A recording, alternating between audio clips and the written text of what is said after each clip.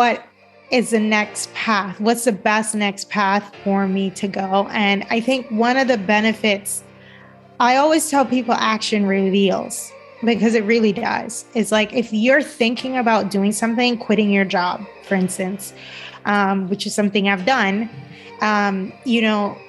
like sometimes if you have the ability to just do it, like it will provide you with so much clarity about yourself. Like anything that you're thinking about doing, I think, finding a way to do it will provide you with a lot of clarity.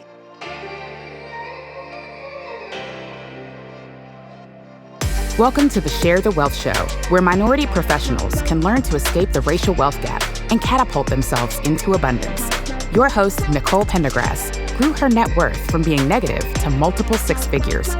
Join her on her investigative mission to expose secret strategies of the wealthy so we can all have the tools needed to build the life and legacy we were created to possess. Now it's time for the show.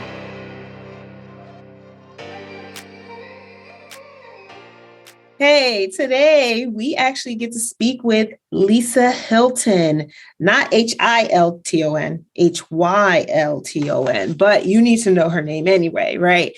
She gave us so much insight. She shared her journey, what she's doing with funds, and how she started with accounting and then basically went into fund management. As soon as she learned about syndication, she actually started a fund with her second passive syndication. I've never heard of anybody do that. If you don't know what syndication is, you don't understand what funds are, how they work, you got to finish listening to the rest of this episode because she breaks it all down. She also goes into her journey about leaving her job and making that decision. And because she was trying to do the entrepreneurship thing and start a fund management company, and how she actually ended up getting another job so that she could learn more skills to really help optimize her business. But in any case, her bio is this. Listen. Lisa is a syndicator and a CPA with about 15 years of experience in the financial services industry. And she started with Big Four accounting firm who are auditing billion-dollar funds across private equity, venture capital, mutual, and hedge funds. She is also the host of the Level Up REI Podcast, which I have been blessed to be a guest on. You need to check that out if you're interested in real estate at all. She has fantastic guests and goes into so much detail about what to do, what not to do, all the ins and outs and intricacies of investing in commercial real estate, really. She's also the VP of Finance for a real estate tech startup, and she's the founder of LisaHylton.com, which is a commercial real estate fund management firm that was created to help accredited investors gain diversification across private commercial real estate investments. When she's not investing, you can find Lisa hiking, dancing Argentine tango, paddleboarding, practicing yoga, taking evening walks, swimming, traveling, embarking on wine country getaways, and trying new adventures. I knew there was more about her that I liked besides just her business acumen. But in any case, stay tuned for the rest of the episode. You're not going to want to miss all the gems that Lisa drops. Hi, everyone. Welcome to the Share the Wealth Show. I'm so excited that you joined us back here again today. This is a show where we talk about strategies to build, grow, and protect minority wealth. And today we have with us Lisa Hylton, a good friend. I'm so honored to say that I met a little while ago because I heard her on another podcast and I reached out to her and we started conversations, and then it just blossomed into this friendship. And I'm so lucky and thankful to have you as an ear and basically like a mentor, unofficially mentor and friend, right? So in any case, Lisa, I gave everyone a high level overview of what you've been doing, but dig in, give us a little bit about your journey and how you progress from what you started off in. I don't know how far back you want to go to where you are today. Wow, it's definitely been a journey. Thank you for having me on the show. I really appreciate it. I think it's also a testament to your journey as well. The journey of being guests on other people's podcasts and then eventually launching your own, and like going through all of it and the ups and downs and experiencing, building all these different businesses and, streams of income and etc. But yeah, so my story starts off like I grew up in a real estate family. My father was a contractor. He built 14 apartment units when I was a child. So I grew up cleaning apartment units, property management, selling quarters, collecting rent, writing receipts, the whole 9 yards. But I never saw real estate as something that was like wealth and building and it just never came across that way. And my parents never really had that kind of conversation with us. It was more the conversations that they did have were about going to school, getting a good degree and like going to college and all that stuff. So that's what I did. I, went to school for accounting, came out, bought my first place when I was in my early 20s. I bought a 2-bedroom, 2.5 bath in Grand Cayman. And after I bought it there, I bought it because I loved it. I didn't really understand fully the numbers, but I quickly got an education in the numbers of real estate because I held that property for a total of 6 years. It broke even the first year, lost money every single year after that. Wow. Primarily because I paid too much for it. Number one. Number two, I bought it in an HOA, which increased the HOA fees with time, further eating into the cash flow coming off of the property. And then secondly, after I couldn't afford property management because I never thought that I would be leaving Cayman.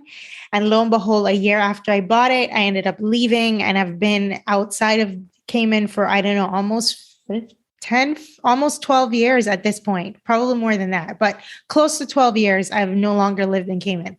So, during that time, after I left after my first year, I was an out of country landlord taking care of this property. And then I had now moved to LA, got a bill in the email for over $1,000. The AC had broken down. They came out to fix it and came in, you need AC because it's very hot and humid. And I said, you know what? It's time.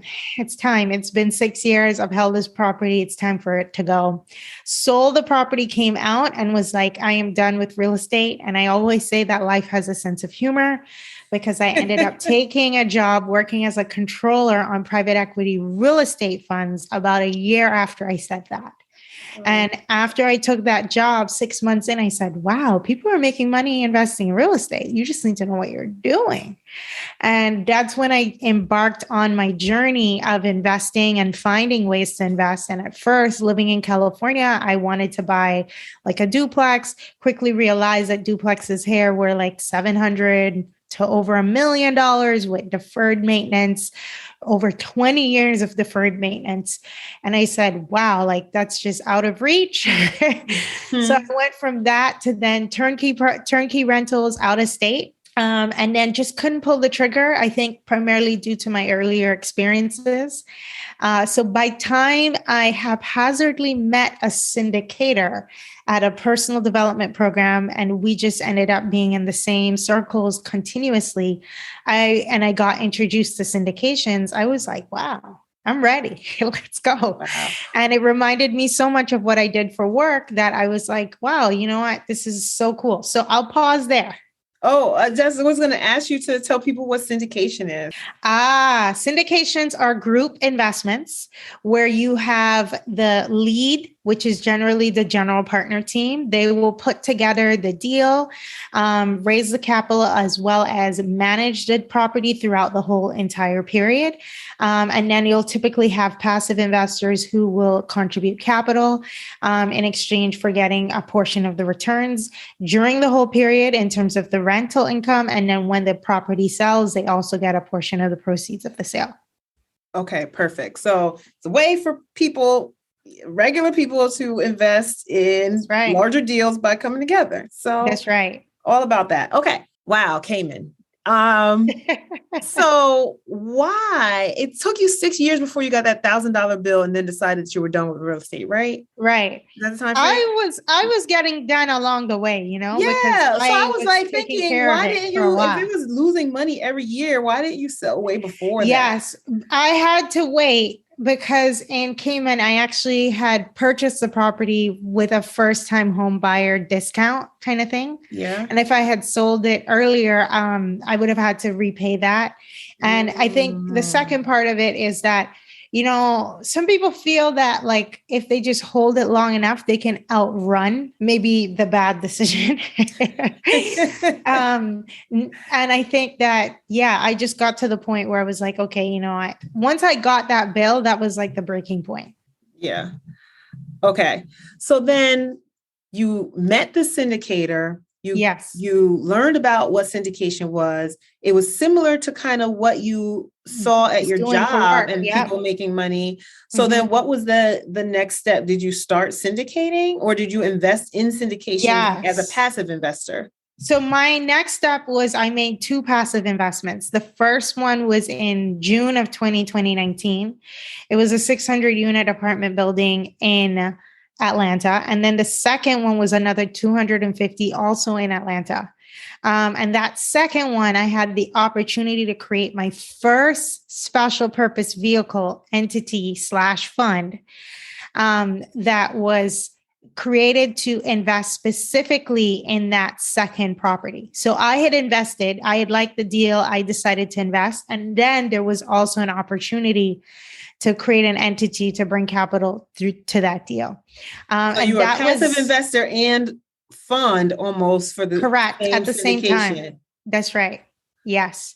And I invested also alongside my investors through that fund entity that I created as well. Okay. So that was the first foray into doing funds on my own. And then also like sort of general partner kind of experience. So like who goes from just learning about syndications to all of a sudden investing in one and creating a fund at the same time? Yes, that's a huge leap. How did you feel comfortable doing that? Like what was that process like? So I tell people that who you hang around matters. Yes.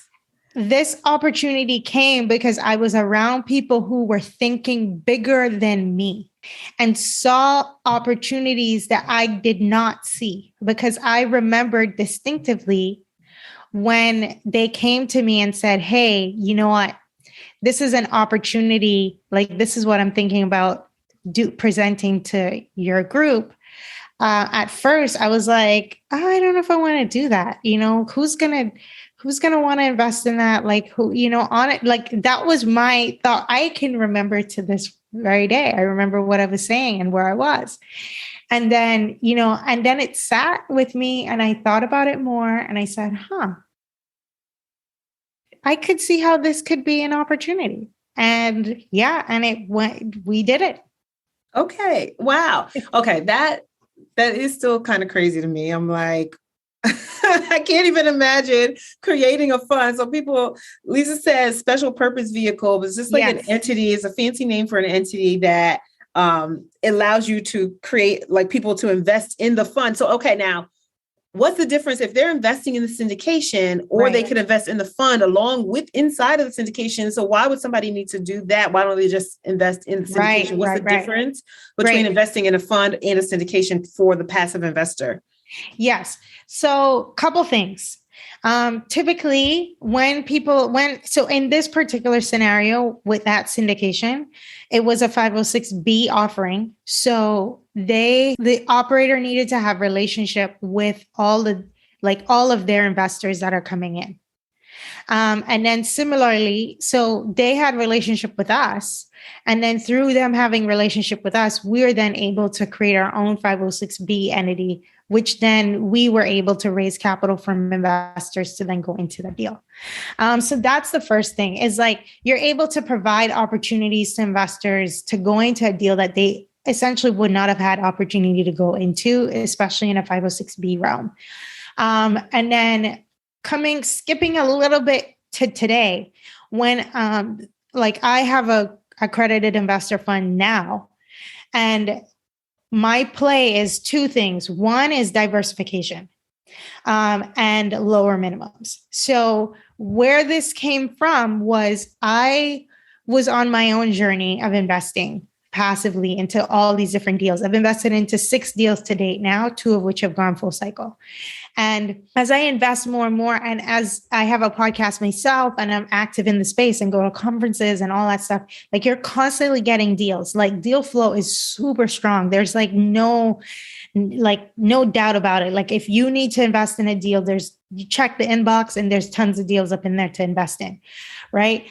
That you could potentially invest in. However, most deals are looking anywhere from between 50 to sometimes 100. And if not, sometimes when you're dealing with even more and more experienced operators, they want 100 to 150 to $200,000 minimums, which, okay, that's great. But I don't want to put all 100K into one deal.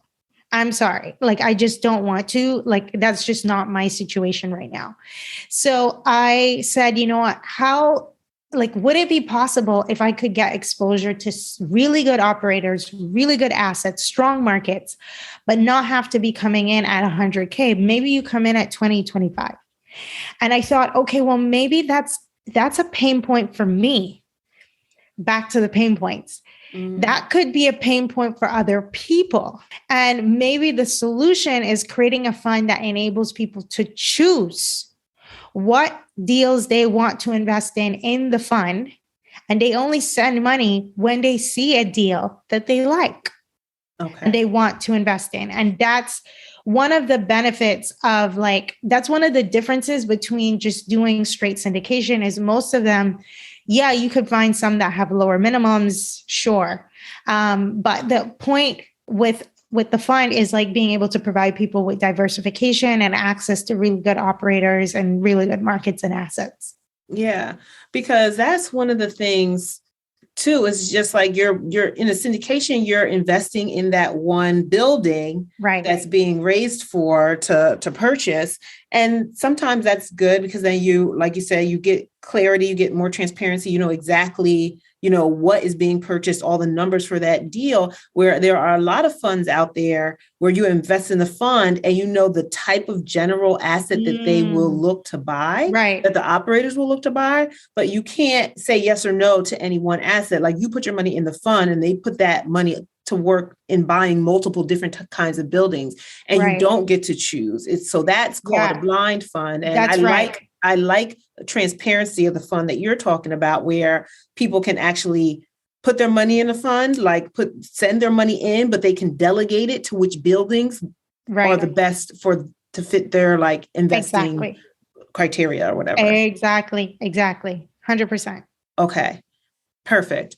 Now, so you went from starting as a passive investor and a fund manager at the same time, that's because you were working as a fund manager. What was your W2 because again? I was in a mastermind where the mastermind had provided an opportunity for this to happen because the person who was running that mastermind had relationships with operators. And through their relationships with operators, this opportunity came about. Okay. All right. So it's all, like you said, all about network, who you're surrounding yourself. And I love how you said you were surrounding yourself with people who were thinking bigger than you were. Yes. And that forced you to level up. Yeah. Oh, yeah. And funny, the name of your podcast is Level Up REI. I didn't do that on purpose. I know. Oh, yeah. Oh, yeah. Okay. So, what else have you been up to? What are your plans with this for the future? What else do you want to share? We chatted a little bit before, but I feel like I haven't talked to you in a while. We were having monthly catch up accountability calls, mostly with Lisa telling me what to do and not to do. Not really telling me, but, giving me some great advice. Some boys going through something, but what's up? I would say that I've definitely taken a lot of action, right? And made a lot of decisions that have brought come to Jesus moments, for me in my life and have, made me think, okay, what is the next path? What's the best next path for me to go? And I think one of the benefits, I always tell people action reveals, because it really does. It's like, if you're thinking about doing something, quitting your job, for instance, which is something I've done, like sometimes if you have the ability to just do it, like it will provide you with so much clarity about yourself. Like anything that you're thinking about doing, I think, finding a way to do it will provide you with a lot of clarity. And these days, as Nicole, like I've since now taken another job. But I continue to build my business, both my podcast and the way I play in real estate via funds. And to, come from a place of saying, okay, well, these are some of the things that I still want to do. And like taking those actions of being able to get out there and do them. And, understanding, I think one of the biggest lessons I think gets lost on people is that real estate really is a long game, and it's a long game. It's not something that generates big cash flow tomorrow, like crypto and like some of these other, fund stocks, like, high growth stocks, I should call them, that today they're down and tomorrow you're like, over $1 million or whatever in them. Like, that's just not the same with real estate. And it's educating yourself about that. And then your investors. And then as people you meet who are interested in playing in the real estate space, is like sort of helping them to sort of see that and understand that as well. And that it doesn't mean that you give up on what it is that you want to do. It doesn't mean that you do that, but it means that you find a way to have staying power and longevity, and like being able to play the long game consistently and knowing that that is going to pay off with time. Yeah. Oh, no, I completely agree, because people see, I guess, where you are, where I am. Yes. And they might know a little bit about the journey, but for the most part, they don't see that whole thing. They don't see the ups and downs. They don't see the times where we're crying in the corner. Like they don't see, us, being angry and all the extra gray hairs that are hiding inside here, but there has definitely been long journeys, longer than I honestly anticipated when I first started in real estate. Cause I thought, a long time. I know it's a long journey, maybe 2 or 3 years, and I could get some capital rolling, and then I'll just throw that over here and I'll do that and I'll be good in this. And like, cause I thought in my younger years, 2 or 3 years was a long time. Yep. So now it's like, when did I start? It's 12 years later since I took that first real estate 3-day boot camp conference thing. I would have never imagined that I'd be here or what I'm doing, or that I'm still like, just obsessed with real estate, because I am, because I still believe that it's a great journey. And I've seen fruition of that throughout my life. But what I really actually want to dig into some, because I thought about it as soon as you mentioned it, your job. That's something that a lot of people can probably either relate to or have questions about, or want to know how you process through that. So you quit your job to focus more on real estate, and then you went back to another job. But why? Like, did being off of work not feel like give you what you were looking for, or is it more strategic, the way that you took a job now? So what was that journey? What the emotional highs and lows when you left, and just all of that, like why you even left? Let us know, what were you thinking and what that process has been like? Yeah, great question. So when I chose to leave, so I think a couple things. If someone is thinking about playing in the syndication space full time, I think that it's important to understand that there's different roles in the syndication team. Those being acquisitions, underwriting, asset management, and investor relations, raising capital.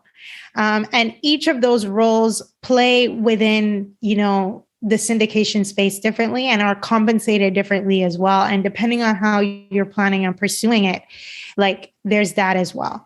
When I started my journey, like my focus primarily was on like raising capital and seeking to provide other services to a GP team. Like I am an accountant by profession. So being able to like analyze numbers on an ongoing basis, asset management, reviewing property managers, financials, which is something I do personally now for work. So that's all like, and I did that previously as well. So like, that's all in my wheelhouse in terms of making sure that I'm not just raising capital. But the reality is this, is that for syndications, when the general partner team truly makes money is when the deal typically sells and does well. Sells not just a break-even sale. I mean, sell and provide investors with returns and them with great returns as well. You have your acquisition fee in the beginning, which is great.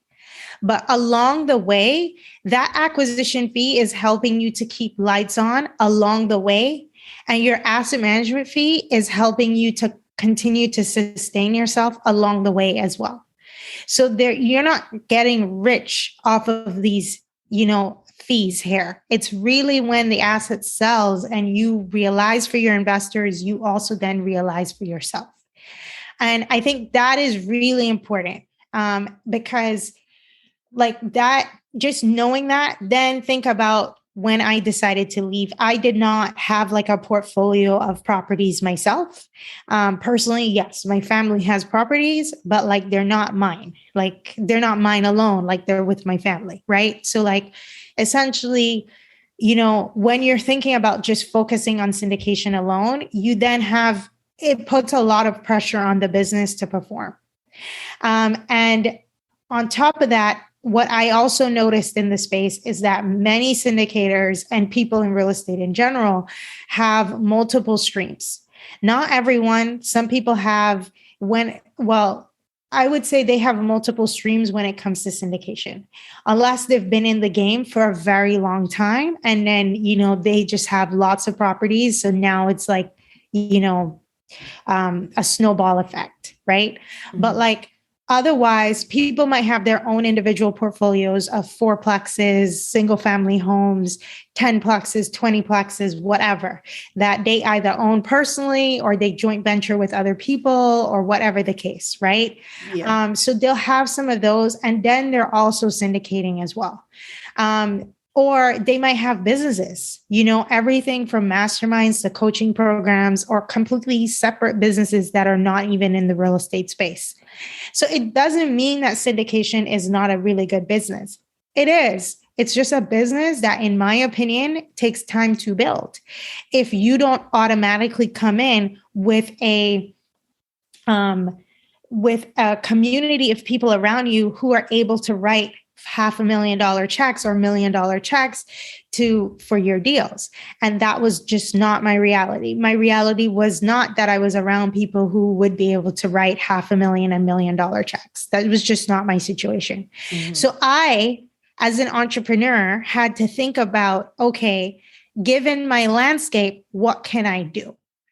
And I thought about, okay, there was a guy, and I won't say his name, but he really inspired me because as I continue to be in more and more, I'm in 2 masterminds and he's in one of my masterminds.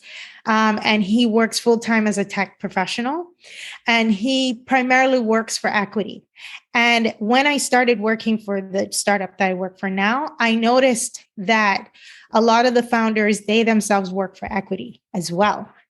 And when I spoke to a friend of mine who works for a lot of startups, she's been working for a lot of startups for the last 10 years or so. She was like, yeah, it's very normal for founders of these startups in the beginning to work primarily for equity. They don't really pick up big paychecks in the beginning. As a matter of fact, they're not making any money sometimes for many months, if not a couple years. So they have other businesses or other income through either investments or other things that helps to bring in money while they're building this business. So that way they don't have to put the pressure on this business but yet they will hire people like myself and all these other people and pay them, to continue to build their business. So that way, eventually they know where they're going and they're going to eventually get there. So that has been a lesson for me because it has taught me a lot that, sometimes when you're building a business, especially in the beginning, it might take some time depending on the kind of business that you're choosing to build. And for funds, I told this to a few other people who are thinking about funds just today, that I think that funds is a long-term play, because they require money for you to start. It doesn't have to be groundbreaking money like 20 and 30 grand, but it's going to require a couple thousand to get started, to get it off the ground. And that is just how it is, and eventually the funds really start paying as you continue to make really good investments, and those investments sell, and they provide returns, not just for your investors, but for you. And the last point I'll say on this is that you and I both know that we're now in higher interest rate environment. So in the multifamily space, what that equates to is lower cash flows, because some of the properties you buy them and you're going to have to pay a higher interest, which that means that some of that money that would have gone to investors now needs to go to the lender in order for you to buy a property that you'd want to have bought previously. So yes, do I feel that property values will continue to increase? I hope so. I think so. If gas is, I live here in LA, and if gas is now in roughly 2 weeks, gas now is double what I was paying previously. And, I would say about a month ago, a month ago till now, it's double compared to what, it costs me $100 to fill up my tank, which used to be $50. And that was in March. And now we're in May, and it's double that amount. And I can remember when I was in college filling up my tank and paying maybe $15 to fill up the same type of car. I've always had a Honda. So if someone tells me that in these bigger cities LA, et cetera, that, real estate prices to some extent will continue to increase, I do think that they are but I do think at the same time, people need to be conservative in terms of the way they're approaching it and not just take it for granted. So that's a long answer to your question of, the decision to make, to buy a job, to take another job, was grounded in the fact that I needed to learn that syndication is a business that takes time to build. And, I needed to find other streams of income to continue to sustain myself while I continue to build a business, because I do believe in this business. Wow.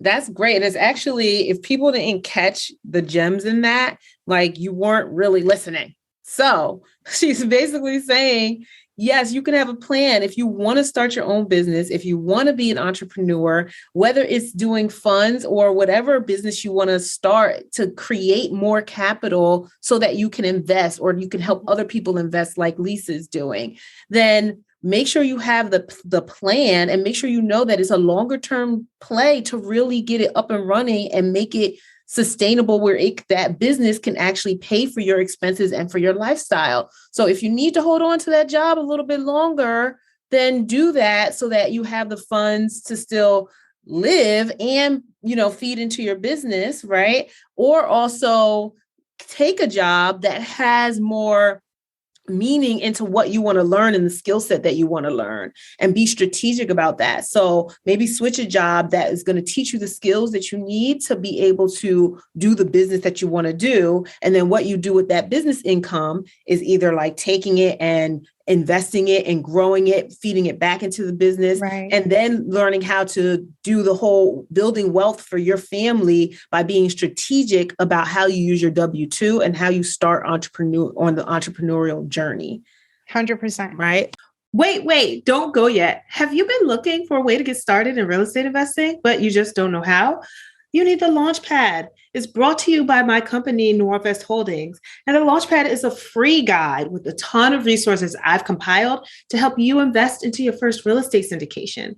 It includes terminology, book resources, video explanations, all the information that you need. Don't know what a syndication is? I got you covered. How to find a good operator, how to even tell if a deal is good or not without having to know how to underwrite it all. It's all in there. The Launchpad is designed to help launch you into the next stage of your investing career and get you invested into your first multifamily syndication as a passive investor, meaning you can be a landlord and own a piece of a large apartment building, but still go about your day-to-day life without having to stop and learn every single detail about what's under the hood and how it all works. The link to the guide is in the show notes. Make sure you sign up today. Again, this is a free resource and guide. And if you have any questions at all, please feel free to reach out to me. Now let's finish up the show. Okay. So we are actually about to wrap up, and I just have a couple of questions for you that I ask every guest. The first one is, Warren Buffett says that diversification actually, and it's funny because you did mention that. Yeah. Diversification is a protection against ignorance. That's very controversial, right? So it's like, do you diversify or do you not diversify? So I think I have an idea, but what is your thoughts about that statement? Yeah, I respect Warren Buffett. I think he is an amazing investor. However, I don't think that everyone is doing the level of work that Warren Buffett is doing when they are investing. For a variety of reasons. And because of that, I still believe in diversification. I believe in intelligent diversification. So not just spray and pray, but more just saying, okay, well, looking at the different opportunities that are available to you and sort of making sure that you do your due diligence before deploying capital. But I strongly believe in diversification. So yeah. Yeah, perfect. I like that. It's definitely makes you just feel safer that you're not going to drop all the eggs in the basket, right? That's right. That you have a little bit of cushion there. That's right. Okay. Next one. You've played Monopoly before? Yes. Okay. Boardwalk or Baltic Avenue, the most expensive property or the cheapest. What's your strategy to win and why? Oh, goodness. As I said, yes, I thought to myself, hold on, have I played Monopoly or have I played the cash flow game? And I think it's the cash flow game because those two don't really remind me of themselves. But, if I'm just thinking about that question in real life, I think that I probably would try to find properties I probably would lean towards, I don't know. I think I'd want to know a little bit more information about the cheaper property to understand whether it cash flows or have the ability to appreciate in value. Because I feel that starting with a more economical property could actually help you as an investor because you can build your portfolio with time and they build on top of each other, giving you the ability to refi, even though with rising interest rates, that strategy isn't as popular at the moment, but nonetheless, something like that is what I would say.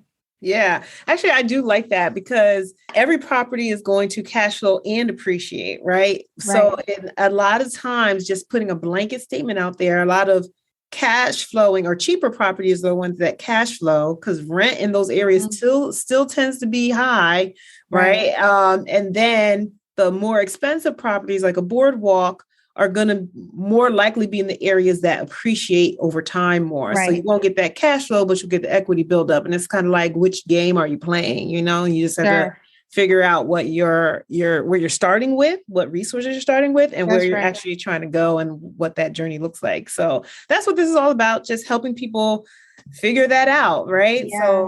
Figuring out what your investing strategy is going to be and start implementing it. Mm-hmm. But thank you so much, Lisa. Firstly, I want to ask Ashley, how can people reach out to you if they're interested in the fund work that you're doing? If they want to be an investor passively in a fund, or if they want to learn more about how to run a fund, because I know you have information on that as well. How can people reach out to you? Yes, great question. So the best place that people can go is a one-stop shop. It's lisahylton.com. So lisahylton.com, you can find my podcast, you can find my blog articles on real estate investing. And then at the bottom of that website, down in like quote unquote the footnotes, you'll also see the Fund Manager Accelerator. So for people who are thinking about starting their own fund or are curious about how funds could work for them, not just for real estate, but like you could create funds for everything from crypto to investing in single family homes to investing in whatever you want, venture, whatever. So being able to do that, you can go all the way down to the bottom to get access either to my bootcamp if you make, like, depending on the timing of when the show releases, or to my crash course, which is the bootcamp that then turns into a crash course and goes evergreen. So those are the two options. And then on my website, of course, you can sign up to learn more about investing with me, as well as investing in my fund that I currently have, which is for accredited investors, to learn more about what some of the offerings are and how it works. Happy to talk to any investors who are interested in learning more. Perfect. Actually, really super quick, tell people what is an accredited investor so they know if they're accredited or not. That's right. Yeah. So the definition for an accredited investor is someone who the income level, you either meet the income level or you meet the net worth level. So the net worth is $1 million excluding your home. So that could be like your 401k, retirement accounts, or, your portfolio of stocks, that kind of stuff, or rental properties as well. Everything that you own real estate wise, except the home that you live in. And then the other way you can qualify is via income. So you either earn $200,000 a year for the past 2 years, and you're on track to do so in the current year as a single person. And then as a married person, it's $300,000 for the past 2 years. And then you're on track to do so in the current year as well.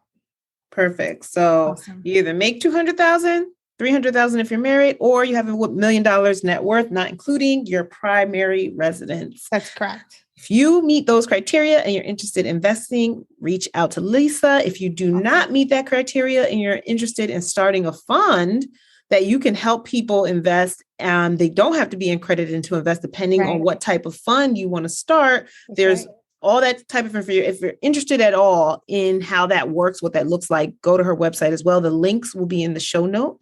And thank you all for listening with us today.